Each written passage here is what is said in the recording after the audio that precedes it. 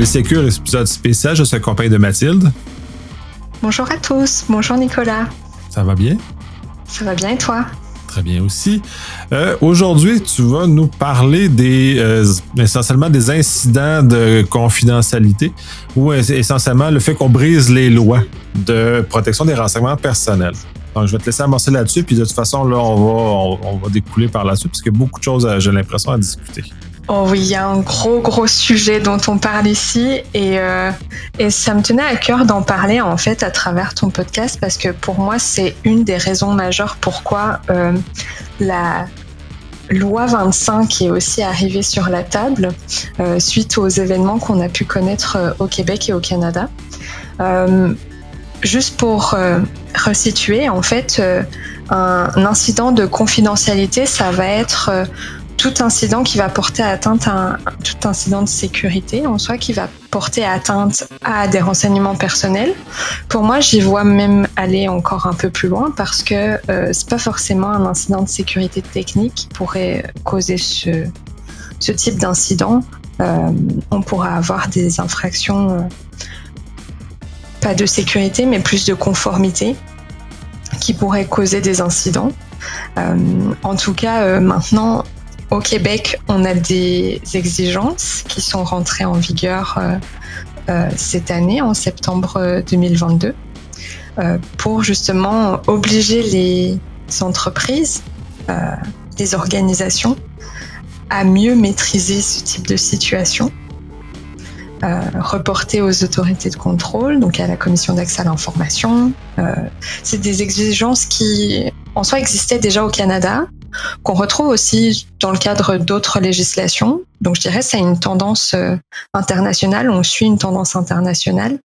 Mais en tout cas, c'est à peu près le contexte que je dirais autour de ce sujet qui est anxiogène quand on en parle, mais qui est essentiel à discuter. Oui, absolument. De toute façon, puis au Québec, on l'aborde, c'est nouveau pour nous. En France ou en Europe en général, c'est avec le RGPD, ça avait déjà une certaine historique qui précède justement dans ces éléments-là, où il commence à avoir une meilleure compréhension des entreprises puis des éléments comme ça. C'est intéressant parce que les instants de confidentialité, c'est très vaste dans sa portée. Puis je pense que les gens ne comprennent pas jusqu'à quel point ça peut l'être. Juste envoyer un courriel à un mauvais destinataire est un incident de confidentialité. Donc, représente des impacts et une gestion qui est associée. C'est pas juste les incidents techniques de rançongiciel ou de fuite de cette nature-là, mais c'est vraiment un très large spectre de Exactement. Je suis complètement d'accord. Et puis, on pense pas forcément à toutes ces petites erreurs humaines qui pourraient arriver, qui pourraient avoir un impact. Alors après, l'impact, il peut être plus ou moins élevé, et c'est ce que relève la loi aussi, parce qu'on parle de... j'ai pas envie de me tromper du terme, je crois qu'on parle de préjudice sérieux au Québec. Il y a d'autres termes au Canada, en Colombie-Britannique ou en Europe, donc mais l'idée est la même. Donc en fonction des impacts, les conséquences sont pas nécessairement les mêmes, les règles sont pas nécessairement les mêmes, mais pour avoir consulté quelques statistiques par le passé, on peut voir que 90% des incidents de sécurité, d'abord, ça vient d'une erreur humaine. Et c'est pas forcément intentionnel. On peut perdre son téléphone lors d'un voyage, l'avoir oublié dans le taxi. Ça constitue un incident. Le téléphone, il contient des renseignements personnels. Ça va bien au-delà des contacts professionnels qui sont pas considérés comme des renseignements personnels au Québec. Mais c'est ça. En tout cas, il y a tout un spectre à considérer qui est considérable. Donc... Oui, et c'est d'ailleurs le fait que c'est très anxiogène parce que justement, la portée, elle est tellement vaste que j'ai l'impression que les gens n'ont pas pleinement encore saisi la portée de ces éléments-là. Et les impacts, c'est ça le côté, c'est que ces instants-là, puis là, il y a des niveaux de gravité, comme tu mentionnais. Si j'envoie un courriel avec une information de faible intensité, l'incident n'est pas de même magnitude, de même portée que si on a la liste de tous les clients, par exemple, dans lesquels on a envoyé par erreur un mauvais destinataire, où là, il y a des impacts et des choses plus importantes. Puis c'est justement glisser sur le volet des impacts parce que c'est ça aussi qui est important de choses, puis que le volet qui est peut-être méconnu ou en tout cas où on a brandi de façon large le fait qu'il y a des pénalités financières, mais il n'y a pas que ça. Et celle-ci s'applique dans certains contextes aussi qui sont très spécifiques. Là. Oui, c'est ça. Quand on parle d'impact, en fait, on va souvent penser aux nouvelles sanctions qui sont apportées par la nouvelle loi. Au Québec, précédemment, on n'avait pas nécessairement de législation qui avait du mordant et qui pouvait faire peur aux entreprises.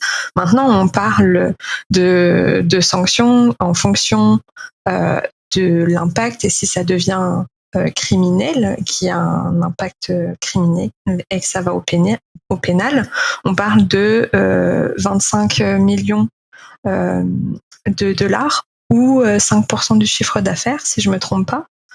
Le plus élevé étant retenu. Donc c'est un impact important, mais en fait, c'est pas le seul, parce que le jour où vous serez sanctionné de ce niveau-là, c'est que vous êtes une entreprise avec une taille conséquente, avec une violation qui est très très importante quand même. Donc il faut mesurer quand même ça. C'est vraiment le maximum. Et il y a des choses qui rentrent en compte dans l'évaluation, j'ose imaginer. En tout cas, ça a été le cas en Europe. Mais il y a d'autres impacts en fait, et même sur le plan financier, il y a d'autres impacts. Le fait qu'une entreprise fasse face à une violation, un incident de confidentialité, ça peut avoir des impacts. Rien que la remise en situation de l'entreprise après une violation, ça a un coût considérable. Si on regarde un peu les chiffres, en 2 ans, le coût d'une violation de données, ça a augmenté de 12,7%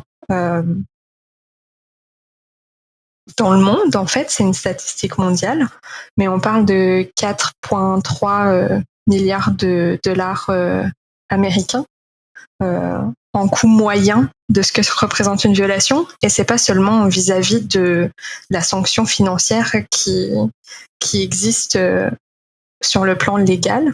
On peut avoir des pertes de clients aussi parce que le client va plus avoir confiance en notre entreprise.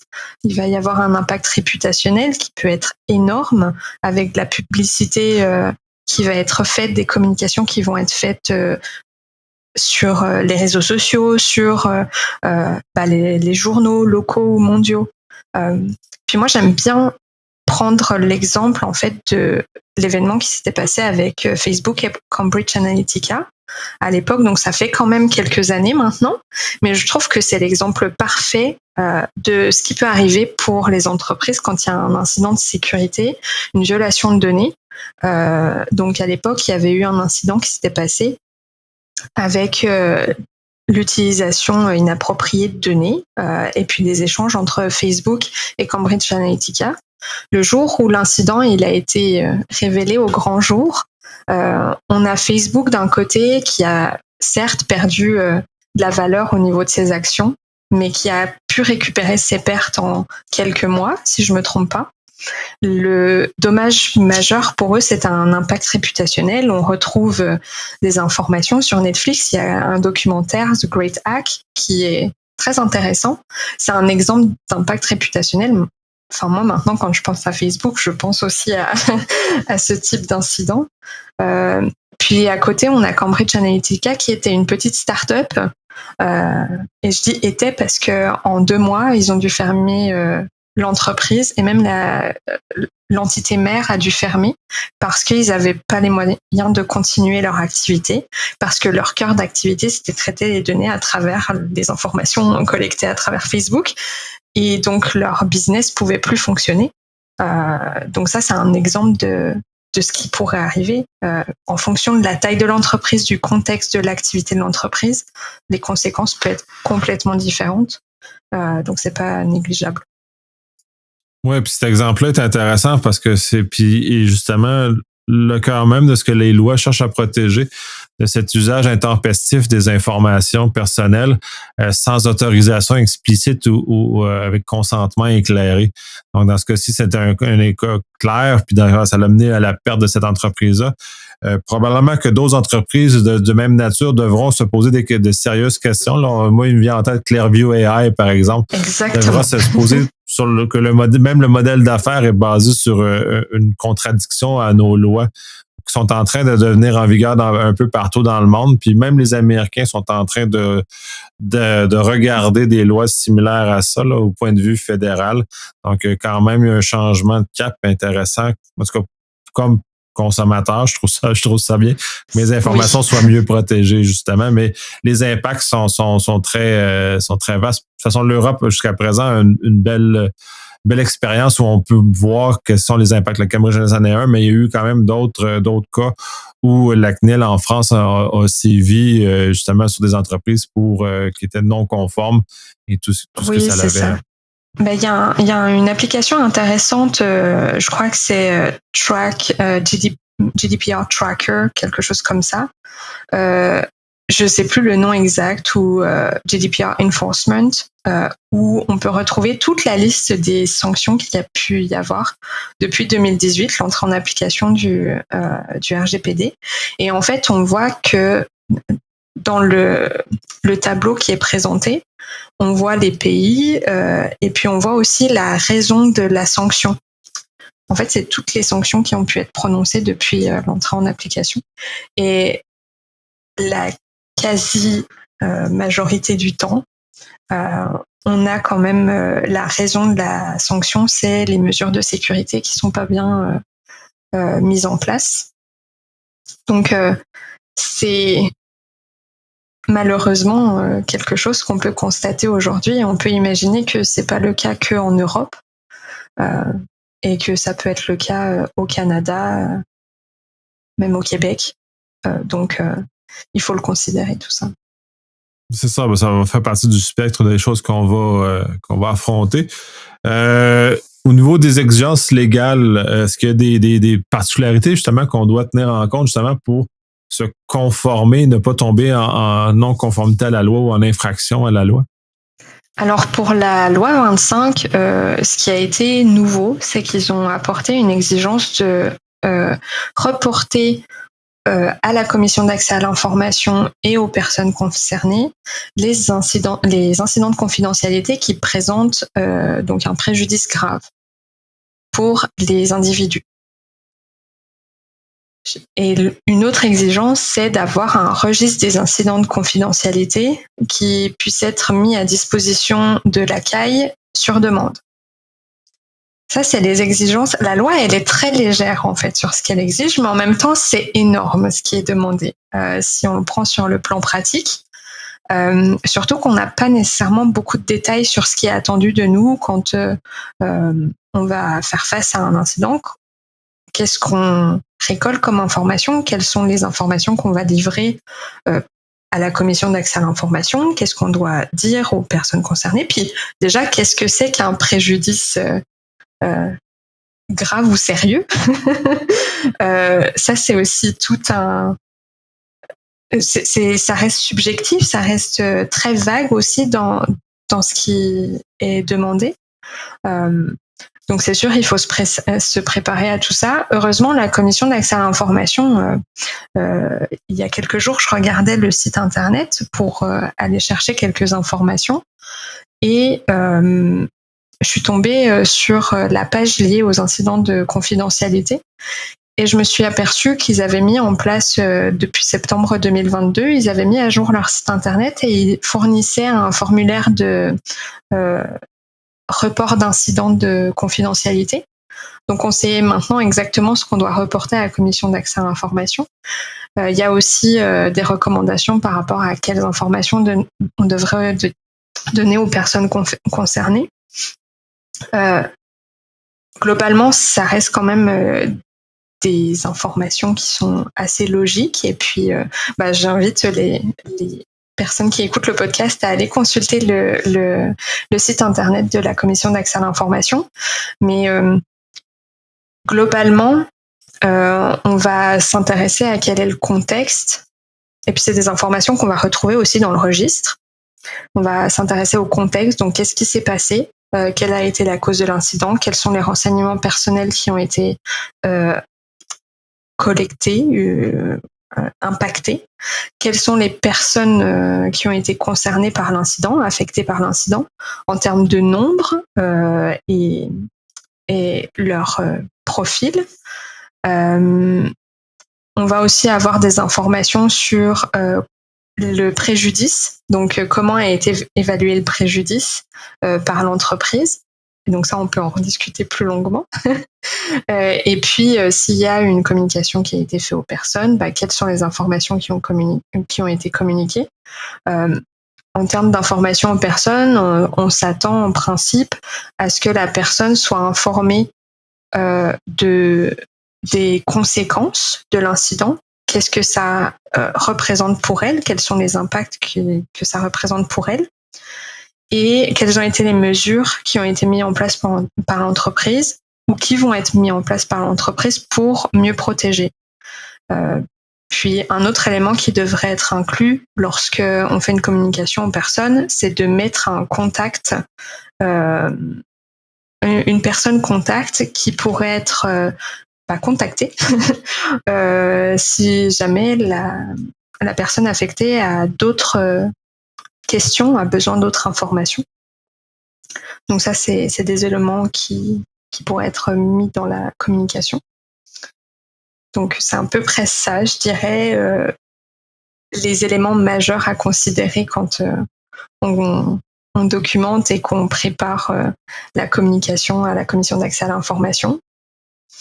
Mais c'est ça. J'espère que j'ai été claire, en fait, parce que j'ai l'impression que j'en ai mis beaucoup d'un seul coup. Là, on parlait d'exigences par rapport à là, tout ça, mais dans le fond, ça t'a permis de glisser vers aussi tous les éléments préparatoires, tout ce qui encadre ça, qu'est-ce qu'on doit faire avant et comment on doit gérer cette situation-là. Fait que c'est une très belle transition. Parfait. Je peux donner l'exemple de ce que nous, on a fait chez Hitachi System Security. En fait, déjà, la première chose à faire, c'est qu'on a mis en place une procédure.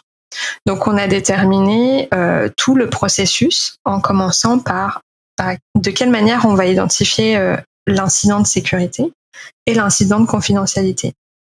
Donc, en principe, on a travaillé avec l'équipe de sécurité et le responsable de la sécurité pour déterminer un peu le chemin pour que quand il y a un incident de sécurité, on a préparé une checklist pour identifier si pendant l'incident de sécurité, il y a des renseignements personnels qui ont été impactés. La checklist est très simple, c'est la liste de types de renseignements personnels qui pourraient être considérés. Et donc à partir du moment où il y a une ou plusieurs cases de cocher, on doit remplir un formulaire de rapport d'incident de confidentialité, parce que ça devient un incident de confidentialité, qui doit être transmis au responsable de la protection des renseignements personnels. Et donc, ce formulaire, il inclut toutes les informations déjà de contexte. Donc, qu'est-ce qui s'est passé, quel est l'incident, quand c'est que ça s'est passé, les dates, etc. On a qui a été affecté, le nombre de personnes, la localisation aussi des individus. Parce que là, jusqu'à présent, on parlait vraiment de la loi 25. Ça veut dire qu'on se concentre sur le Québec. Mais nous, par exemple, chez Hitachi System Security, on a aussi tout le Canada à considérer, puis on a des activités dans le monde.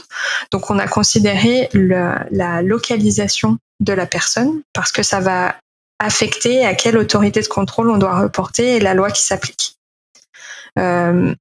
Et donc après, on a considéré les mesures qui ont été prises. Donc, on doit m'informer en fait de quelles sont les mesures qui ont été déjà prises et qu'est-ce qu'on me propose comme mesure en plus. Puis après, moi, quand je reçois ce rapport, je vais remplir les autres parties du formulaire que j'ai déjà inclus dedans, où en fait, il y a l'identification de est-ce qu'on agit en tant que responsable de traitement ou sous-traitant.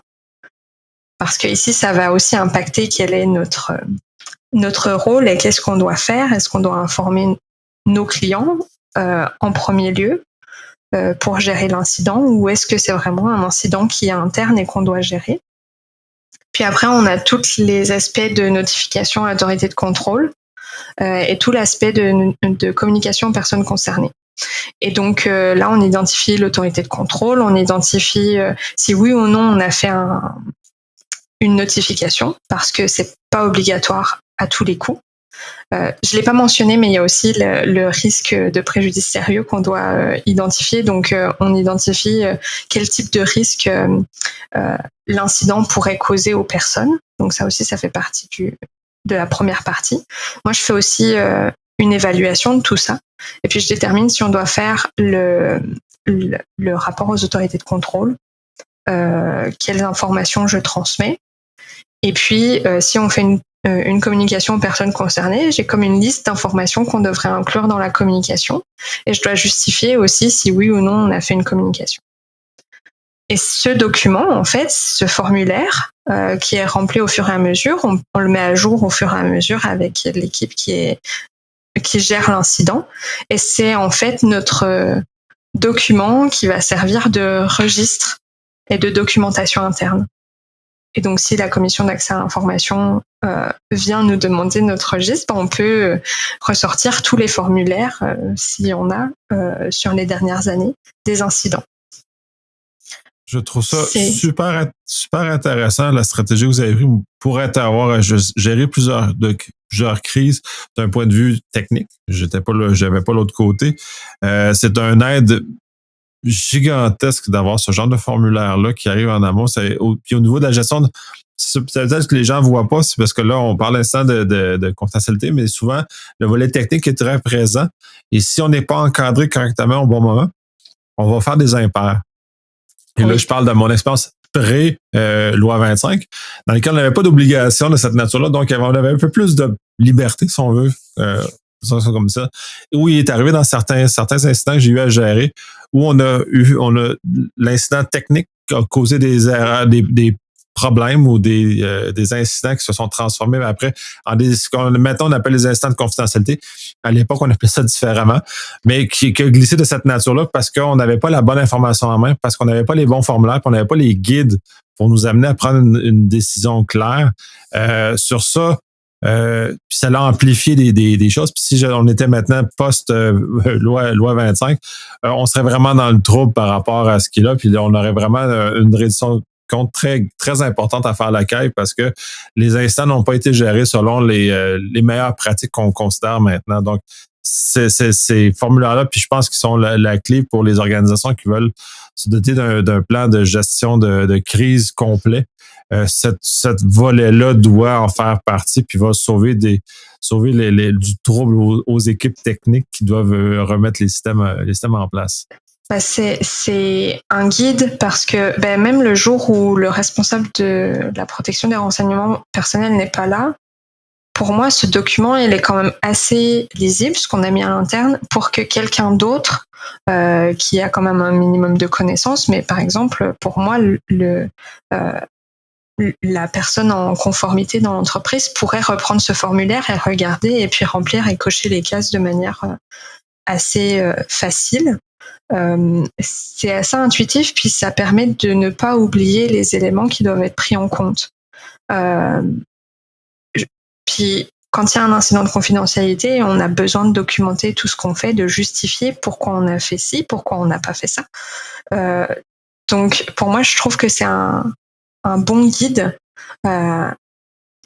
Après, l'important, c'est aussi de faire comprendre comment ça fonctionne. Donc, le but aussi, c'est que les gens sachent qu'il y a ce processus en place. Donc, après, on peut avoir une politique. Nous, on a une directive à côté de ce formulaire qui explique comment ça fonctionne et puis le chemin de tout ce processus. Donc, ça supporte aussi cet élément. Mais je pense que ça permet de réunir un peu tous les besoins. Puis là, on parlait vraiment... Enfin, ça répond aussi surtout aux exigences légales et organisationnelles. Mais comme tu le disais, il y a tout l'aspect technique qui se passe derrière la gestion d'un incident de confidentialité. C'est pour ça qu'on inclut quelles sont les mesures qui ont été mises en place pour limiter le risque. Mais aussi, grâce à ce formulaire, on peut préparer le plan d'action de post-incident et faire aussi un suivi de qu'est-ce qu'on va faire par la suite pour s'assurer que ce type d'incident ne se passe plus. Et donc, on va lister les mesures qu'on va mettre en place. Donc, par exemple, la formation des employés pour leur rappeler quelles sont les mesures à mettre en place et à prendre en considération, mais aussi toutes les mesures techniques vont apparaître. Puis tu mentionnais quels étaient les impacts que toi tu as pu avoir par rapport, en tout cas que tu as pu témoigner pendant un incident qui s'était passé avant la loi 25. Moi j'ai un exemple aussi de ce qui a pu se passer, mais plutôt sur le côté européen. C'était une entité en Europe qui a été impactée par un incident sur un système de comptabilité qui était hébergé chez un hébergeur qui a subi une attaque, donc une cyberattaque, avec indisponibilité des systèmes d'information. Et donc le système qu'ils utilisaient, la compagnie, ils pouvaient plus l'utiliser. Et dedans, c'est un système de comptabilité. Il y a beaucoup de renseignements personnels dedans qui peuvent même être considérés comme sensibles. Donc le contexte était très sensible, mais derrière, on avait de la difficulté à gérer tout ça parce que c'est le sous-traitant du sous-traitant qui a subi la violation. Donc qu'est-ce qu'on fait dans ces cas-là? Ça, c'est aussi des choses parce que là, quand on en parle, ça a l'air finalement simple. On a notre formulaire, on va faire nos petites choses. Puis en fait, dans la réalité, le formulaire, il aide. Mais chaque violation, chaque incident a son propre contexte. Et quand il y a un incident qui nous impacte, par exemple, mais que ça se passe chez un sous-traitant, qu'est-ce qu'on fait? Et ça fait partie, justement, quand je discutais avec cette organisation, on se disait, mais qu'est-ce qu'on fait? Et là, on se posait la question, est-ce qu'il y a eu une vérification déjà du sous-traitant qui a été utilisé? Le prestataire qui est utilisé, est-ce que vous avez vérifié si il avait des mesures de sécurité en place qui répondent à vos besoins? Sécurité technique, sécurité, protection des données, etc. Tout le spectre. Mais c'est ce qu'amène la loi. Parce qu'en Europe, ils sont là maintenant que le RGPD, avec les années, ils sont plus au fait. Mais tout le traitement de l'information, qu'il soit fait à l'intérieur ou à l'extérieur de l'organisation, il y a quand même une chaîne de responsabilité qui est là, qui est encadrée davantage par la loi maintenant. Donc, oui. On peut plus juste dire que c'est pas notre problème parce que ça devient notre problème, puis ça devient un problème. Puis même, il y a des aspects, on parlait de crise, mais même dans les façons de faire des organisations, il y a des changements importants à faire. Donc, par exemple, on a beaucoup d'informations dans des bases de données, dont de l'information personnelle, et maintenant, on ne peut plus y accéder comme on veut.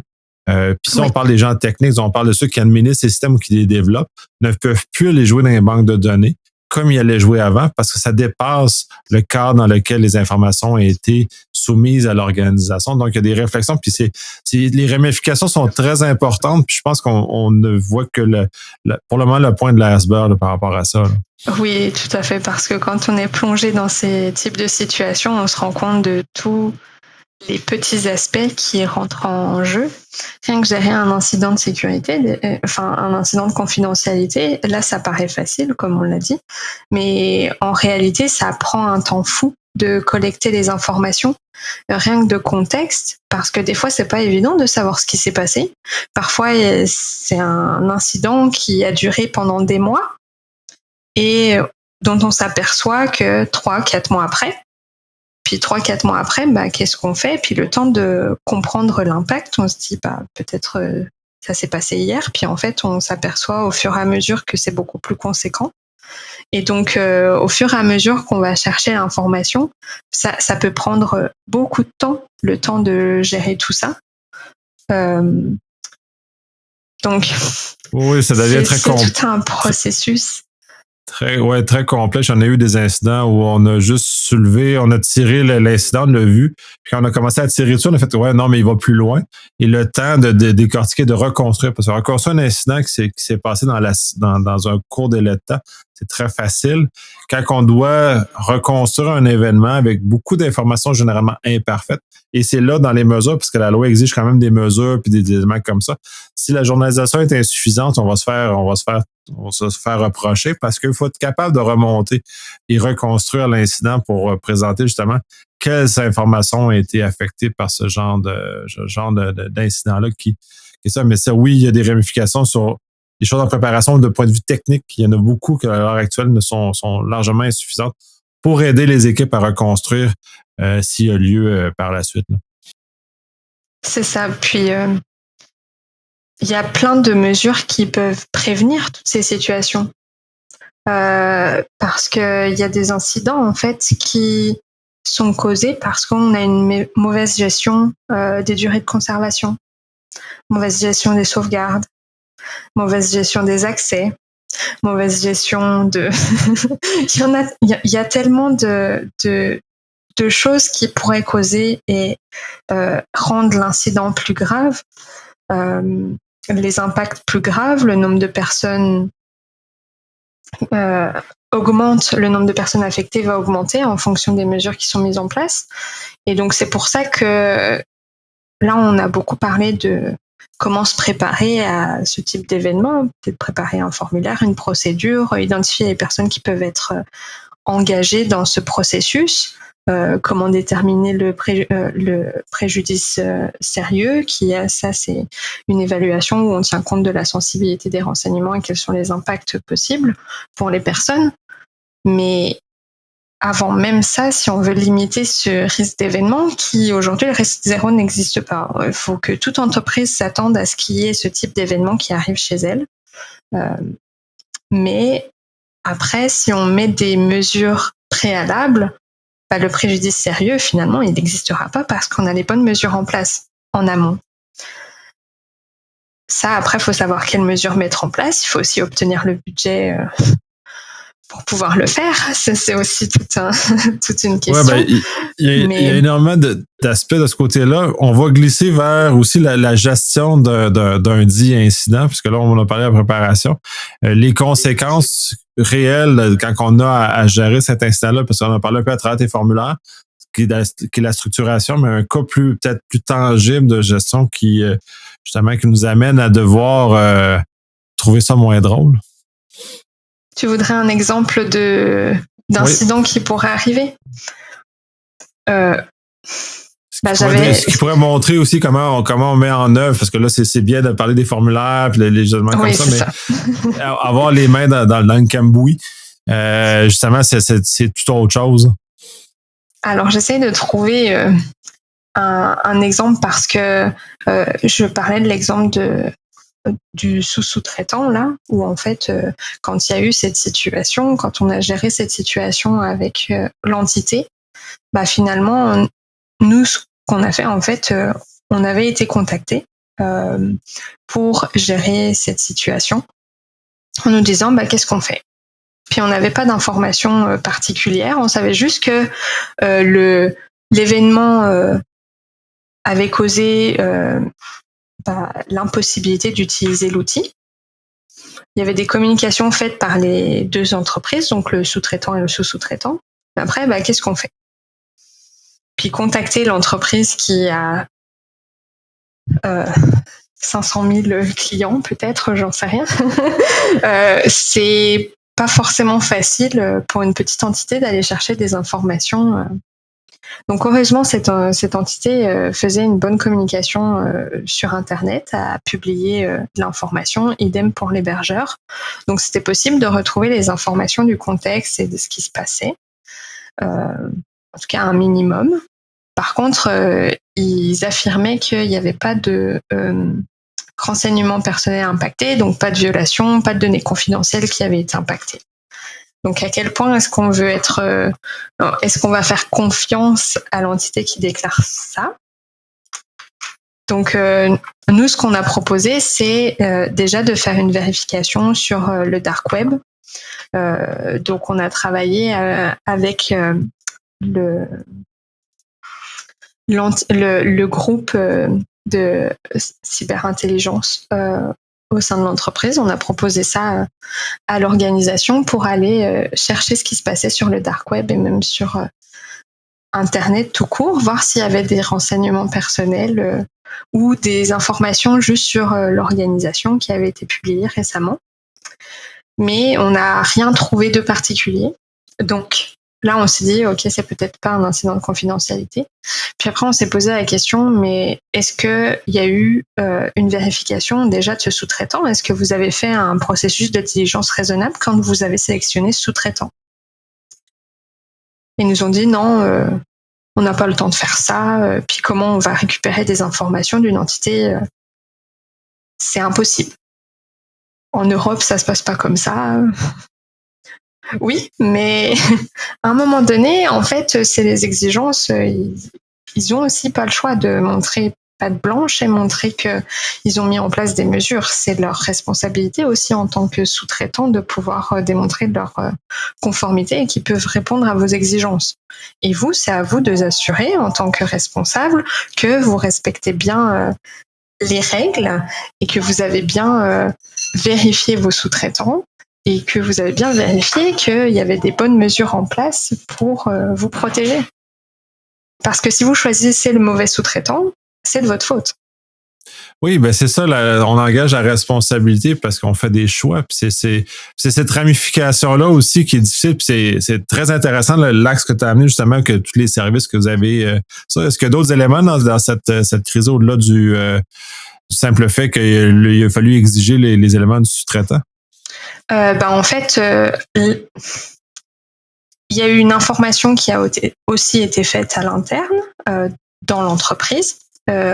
En fait, ce qui a été décidé, c'est de ne pas encore notifier aux autorités de contrôle parce qu'on ne savait pas s'il y avait des renseignements personnels qui étaient impactés. Et donc, le temps de faire les recherches, etc., on s'est dit, les employés qui ont été impactés potentiellement parce qu'il y avait toute la paye du personnel qui était gérée à travers l'outil, puis les clients aussi. Comment on fait pour s'assurer qu'eux, ils sont pas impactés? Puis déjà, on a pensé aux employés en premier parce que c'est eux les premières personnes affectées en termes de renseignements personnels, je parle. Parce que les clients sont aussi impactés, mais sur un niveau de renseignement confidentiel. C'est pas forcément des données personnelles. Mais donc pour les employés, ce que nous on a suggéré, c'est de faire quand même une communication volontaire pour les informer que l'hébergeur de l'outil utilisé pour faire la gestion de la comptabilité et de la paie du personnel avait subi un incident de sécurité. Que pour l'instant, aucune confirmation n'a été faite sur l'existence d'un incident de confidentialité, que leur renseignement personnel est impacté. Mais par contre, on leur a demandé d'être vigilants sur les potentiels courriels qu'ils pourraient recevoir à la suite, parce qu'ils pourraient en fait être victimes de phishing ou d'hameçonnage. Juste parce que leurs renseignements personnels ont été mis à disposition sur Internet, sur le dark web.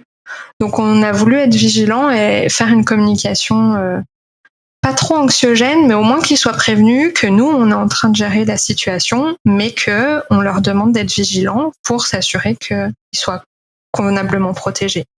Et là encore, on a donné un contact au sein de l'entreprise pour qu'ils puissent poser des questions au besoin. À mes connaissances, en tout cas, ils nous ont pas fait remonter d'informations, l'entreprise, qu'ils avaient reçu des plaintes, peut-être des employés, etc. Donc, je pense que ça a été géré. Puis, pour l'instant, il y a un suivi qui se fait quand même sur plusieurs mois là pour s'assurer qu'il n'y a pas d'impact qui arrive dans les prochains mois. Donc, on a proposé un suivi sur 6 mois. Et puis, on attend de voir s'il y a quelque chose qui arrive. Mais c'est l'approche qu'on a proposée à cette entreprise pour pouvoir mieux les protéger. C'est très intéressant, puis ça met justement en perspective ce que ça a comme conséquence un incident de confidentialité. Parce que dans un point de vue pur technique, on n'aurait jamais abordé les choses de cette façon-là, on n'aurait pas abordé aussi loin. Les recherches sur le dark web, entre autres, les éléments connexes qui sont importants dans ce contexte-là, c'est super intéressant, puis c'est très très riche d'enseignements pour aider les gens à se préparer correctement à ce qui pourrait se passer. C'est pour ça que quand on a engagé les discussions, qu'on a été mis dans la boucle des discussions, les personnes qui faisaient partie de la discussion initiale, il y avait le responsable de l'entreprise, il y avait gestionnaire de risque, il y avait la personne responsable des technologies d'information et de la sécurité. Et puis, il y avait la personne, nous, on les a guidés au niveau de sécurité en plus et de la protection des données. Donc, en fait, il y a quand même un petit groupe qui se réunit pour partager les idées et pour confronter aussi les idées et voir quel est le meilleur chemin à suivre pour pouvoir assurer une meilleure gestion de l'incident. Après, ça, c'est un incident qui est assez particulier, hein, parce que l'information, même comment ils ont appris l'incident, c'est à travers un article de journal qui disait 50 000 entreprises impactées par l'indisponibilité des données pour un outil. Puis encore, l'hébergeur, il avait bien plus d'un client, donc ça concernait qu'un seul de ses clients. Et c'est comme ça qu'ils se sont rendus compte. C'est malheureusement pas rare que les entreprises l'apprennent de cette façon-là, soit dans les journaux, les médias sociaux, peu importe l'avenue, mais de l'apprendre par erreur. C'est ce genre d'élément-là, puis c'est un peu troublant qu'on l'apprenne de cette façon-là. Ça fait peur, parce qu'on se dit, mais pourquoi on ne nous a pas prévenus directement ? Sauf que quand il y a trop de clients, c'est pas possible. Et en fait, tu te rends compte que quand tu vas voir sur leur site internet, la première page, c'est il y a comme une note d'information qui dit pour des informations sur l'incident, cliquez ici. Et puis en fait, on voit tout le cheminement de ce qui a été fait pendant mettons les 3 derniers jours. Là, c'était quelque chose. Ils s'en sont aperçus quand même rapidement. Donc il y avait comme un 3 jours de délai à partir du moment où l'entité avait été impactée. Donc, malheureusement, c'est ce qui peut arriver. Et puis, là encore, on leur a proposé de remplir un formulaire qu'on a adapté pour l'entreprise, pour leur dire, voilà ce que vous pouvez documenter. Donc, on a documenté avec eux. Puis comme ça, ils ont une trace si jamais ils ont à faire un rapport à une autorité de contrôle. Parce que le formulaire que nous, on a mis en place, c'est pour que ça puisse être utilisable à n'importe quelle entité aussi, à un certain point. Donc c'est ça. C'est ce qu'on a proposé, en tout cas, pour gérer l'incident. C'est celui qui m'est venu en tête parce que c'est un cas récent qu'on a vécu. Oui. Puis il permet de remettre justement en lumière toute la complexité associée, tout ce que ça peut représenter. Puis c'est intéressant parce qu'un cas concret vient justement rajouter de la valeur et de l'importance à la préparation et à tout ce qu'on doit faire parce que je pense que les gens ne mesurent pas à quel point les impacts sont importants lors d'un incident de confidentialité et les ramifications dans lesquelles on n'est pas habitué essentiellement. C'est ça. Et puis, une des mesures qu'on leur a recommandées, c'est vraiment de travailler sur le processus de diligence raisonnable et de la vérification de leur contrat avec leurs sous-traitants et d'exiger que leurs propres sous-traitants soient obligés de respecter nos règles aussi pour l'entreprise. Je dis nos règles, mais c'est pas nos règles. Je pense que c'est bien compris, mais respecter les règles de l'entreprise vis-à-vis de la situation. Donc, il y a tout le cheminement, comment gérer les incidents et les sous-traitants, en fait, qui pourraient être la cause première des incidents qui arrivent. Ça peut être compliqué. Et je pense que, en fait, au Québec, il y a cette conscience avec la loi 25, parce que on nous exige au Québec de faire des évaluations des facteurs relatifs à la vie privée. Quand il y a un transfert hors du Québec, pour s'assurer que les lois qui sont applicables dans le pays ou la province qui va héberger les renseignements respectent ces règles. Donc je pense qu'il y a quand même cette conscience au niveau du Québec. Et je me demande si ça n'a pas été une des raisons de mieux gérer ses sous-traitants aussi, d'exiger ces EFVP à chaque fois que les données sortent de la province. C'est très lourd comme processus. C'est très contraignant. Mais je pense que la proximité qu'on a avec le marché américain est probablement une des raisons aussi qui a favorisé la mise en place de ça, contrairement à l'Europe qui n'a pas cette proximité-là de choses. Puis il y avait d'autres contextes juridiques aussi qui entouraient ces éléments. Nous, on n'a pas comme contexte juridique ici. Mais à mon avis, c'est un autre facteur qui a favorisé justement l'ajout de cette évaluation-là. Le niveau des organismes publics, c'est l'article 70.1, qui est un peu agaçant, qu'on doit justement assurer puis vérifier les éléments comme ça. Puis à ce que je vois, il n'y a pas tant de gens que ça qui sont au courant de cet article-là. Dans lequel cas. Puis c'est ça tout le problème, c'est que si on le respecte pas, on fait un incident de confidentialité à ce moment-là, parce qu'on n'a pas respecté les règles. C'est ça. Et puis, ça peut justement retomber contre l'entreprise parce que peut-être que ça se verra pas tout de suite, mais le jour où il y a un incident de sécurité et que, en fait, on n'a pas fait l'évaluation correcte de ses sous-traitants à travers cette évaluation des facteurs relatifs à la vie privée, la faute, elle tombe pas sur le sous-traitant, elle va tomber sur le responsable. Tout à fait. On a fait un très grand tour d'horizon de ce sujet-là. Est-ce qu'il y a des choses qu'on n'a pas suffisamment abordées que tu aimerais qu'on aborde ou on a fait un bon tour? Ben, je pense que je dirais, si je pourrais conclure par rapport à tout ça, c'est que il faut se préparer parce que le secret, c'est la préparation pour pouvoir faire face à ces situations. Consulter ce que proposent les autorités de contrôle et puis savoir évaluer le risque et l'interpréter et surtout mettre en place le plus de mesures possibles en fonction de la sensibilité des données et des renseignements personnels pour s'assurer que le jour où il y a un incident qui arrive, au moins les risques soient limités.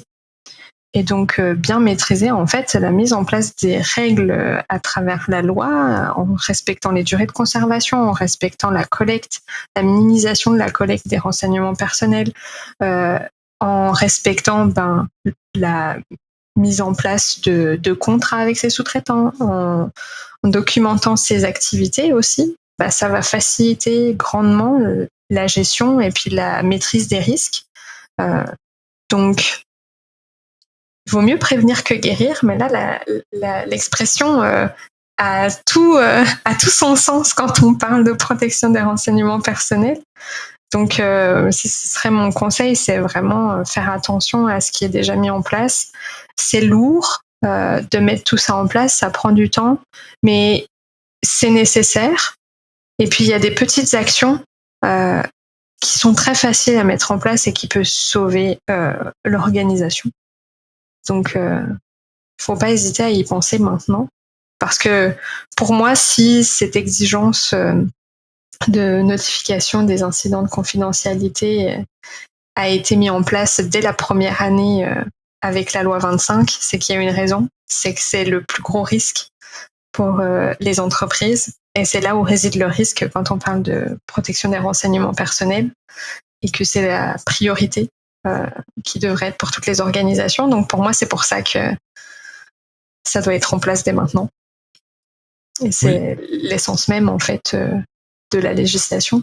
Protéger les individus, puis en protégeant son entreprise avec tout ça, c'est aussi se protéger soi-même parce que on est les premières personnes qui pourraient être impactées par une violation de données au sein de l'entreprise, puisqu'on est nous-mêmes les employés de l'entreprise. Donc, Si ça peut conclure. Super intéressant. Je te remercie encore pour ton temps et ta générosité parce que ces informations-là, je crois, vont bénéficier à énormément de gens. J'espère. Puis moi, je trouve ça toujours très intéressant d'aborder ces sujets-là. Merci. Ça fait plaisir. Merci. Merci.